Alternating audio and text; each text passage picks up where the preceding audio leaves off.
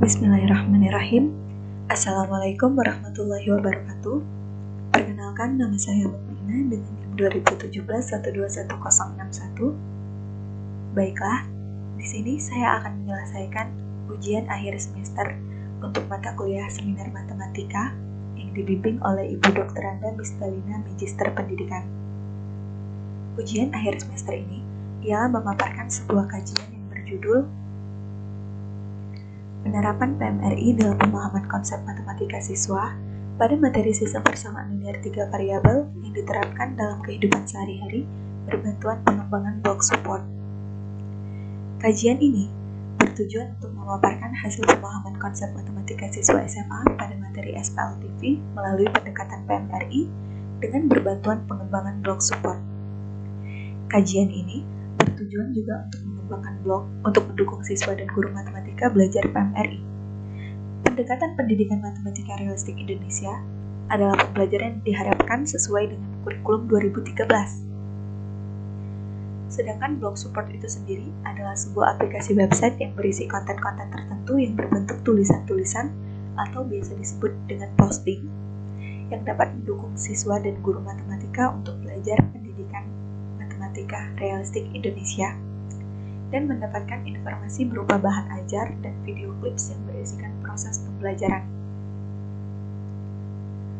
Adapun rumusan masalah dalam kajian ini ialah yang pertama, bagaimana meningkatkan pemahaman konsep matematika siswa pada materi SPLTV melalui pendekatan PMRI. Yang kedua, untuk mengetahui peran blok PMRI dalam membantu siswa dan guru matematika untuk belajar dan mendapatkan informasi berupa bahan ajar dan video clips yang berisikan proses pembelajaran. Dalam proses pembelajaran matematika, pemahaman konsep merupakan landasan yang sangat penting untuk berpikir dalam menyelesaikan masalah matematika maupun persoalan sehari-hari. Zulkardi pada tahun 2010 menyatakan bahwa pelajaran matematika menekankan pada pemahaman konsep, yang artinya dalam mempelajari matematika, peserta didik harus memahami konsep matematika terlebih dahulu agar dapat menyelesaikan soal-soal dan mampu mengaplikasikan pembelajaran tersebut dalam dunia nyata. Dikutip dalam buku Herawati pada tahun 2010. Selain itu, Muhammad Soleh Abu juga menyatakan apabila pemahaman konsep dalam pembelajaran matematika tidak tercapai, maka akan mengurangi minat peserta didik dalam pembelajaran matematika itu sendiri, dan peserta didik akan menganggap matematika itu susah. Dikutip dalam buku Yahya pada tahun 2010. Oleh karena itu, kajian ini dibuat untuk meningkatkan pemahaman konsep matematika siswa pada materi SPLTV melalui pendekatan PMRI dan untuk mengetahui peran blok PMRI dalam membantu siswa dan guru matematika untuk belajar dan mendapatkan informasi berupa bahan ajar dan video clips yang berisikan proses pembelajaran.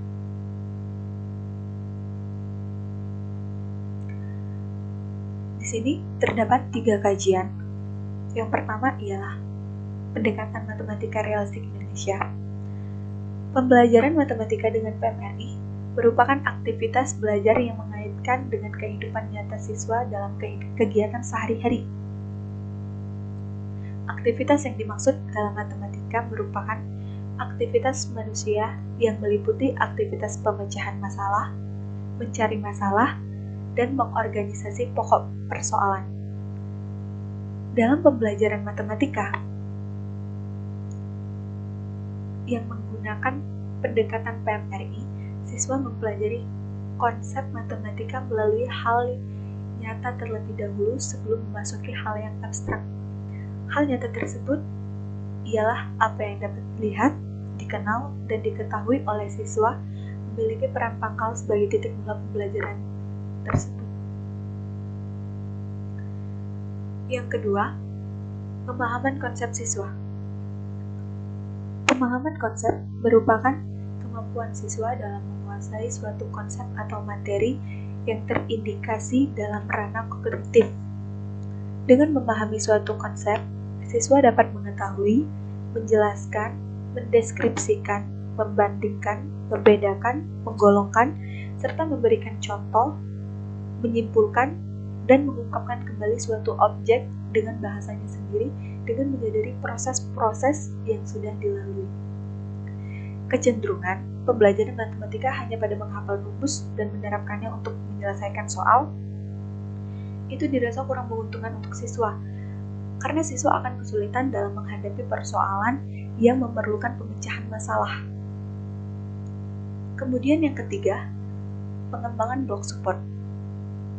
Pengembangan produk dalam bentuk website PMRI yang dapat digunakan oleh guru dan calon guru matematika belajar PMRI. Pesatnya, perkembangan internet di Indonesia konsisten dengan usaha pemerintah, khususnya Depdiknas, dalam meningkatkan pelayanan dan perluasan akses terhadap pendidikan. Sebagai contoh, pemerintah menjanjikan buku sekolah elektronik yang dapat diakses oleh guru, siswa, dan sekolah dari seluruh Indonesia. Website yang akan dikembangkan adalah website dan blog support PMRI yang dapat membantu guru dalam mencari informasi berupa bahan ajar PMRI, video clips yang berisikan bagaimana mengelola proses pembelajaran, serta soal-soal PMRI untuk materi latihan siswa. Selanjutnya, hasil dan pembahasan. Untuk mengetahui hasil dari kajian ini, penyaji akan mengumpulkan data observasi proses pembelajaran yang dilakukan dengan pengamatan pada pertemuan 1, 2, 4, dan 5. Pengumpulan data respon siswa dan LKS dikumpulkan setiap akhir pertemuan 2 dan 5. Data respon siswa diambil dengan menggunakan angket yang telah diisi oleh siswa setiap berakhirnya siklus 1 dan 2. Data pelaksanaan tindakan menggunakan lembar observasi selama siklus 1, 2, dan wawancara dengan 2 orang siswa setiap berakhirnya siklus 1 dan 2. Sedangkan data prestasi siswa dikumpulkan pada penilaian menggunakan instrumen tes yang dikerjakan oleh siswa pada pertemuan 3 dan 6. Hasil penilaian dibandingkan antara siklus 1 dan siklus 2 sehingga menjadi data prestasi siswa pada pembelajaran sistem persamaan linear 3 variabel.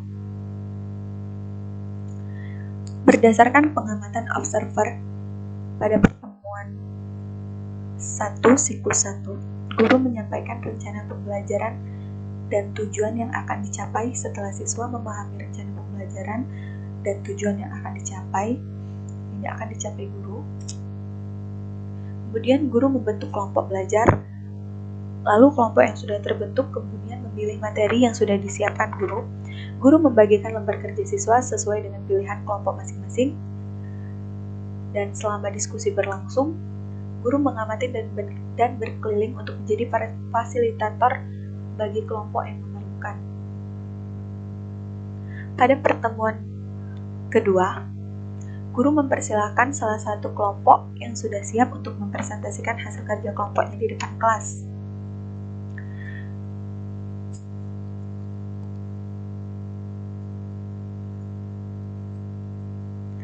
Setelah siklus 1 berakhir, pada pertemuan ketiga, guru memberikan penilaian harian untuk mengetahui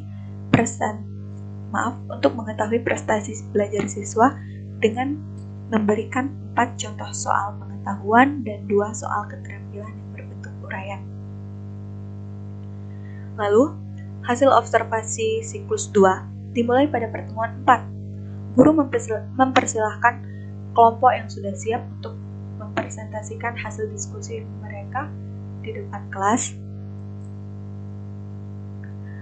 Selama diskusi berlangsung, guru memantau pelaksanaan diskusi dan pada akhir pembelajaran, guru memberikan penguatan dan membuat kesimpulan bersama dengan siswa. Pada pertemuan ke-6, guru memberikan penilaian harian terkait materi menyelesaikan 4 butir soal sistem persamaan linear 3 variabel berbentuk uraian dengan metode yang sudah dipelajari.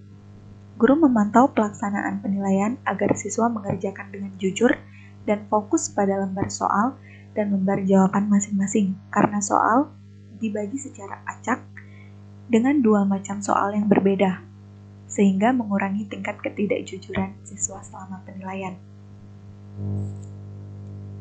Penentuan peningkatan prestasi setiap siswa dilakukan dengan membandingkan hasil penilaian pada siklus 1 dan siklus 2.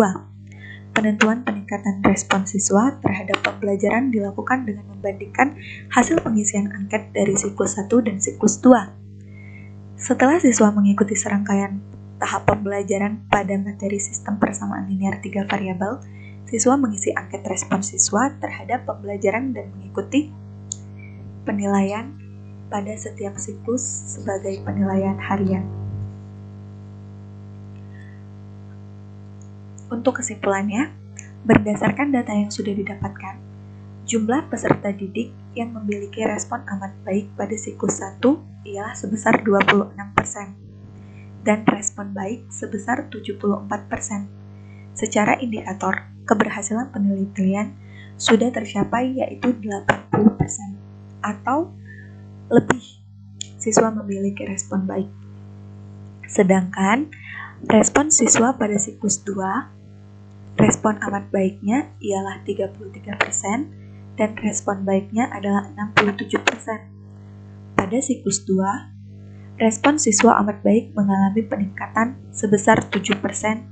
Dengan demikian, indikator penelitian peningkatan respon siswa terhadap pembelajaran juga telah tercapai.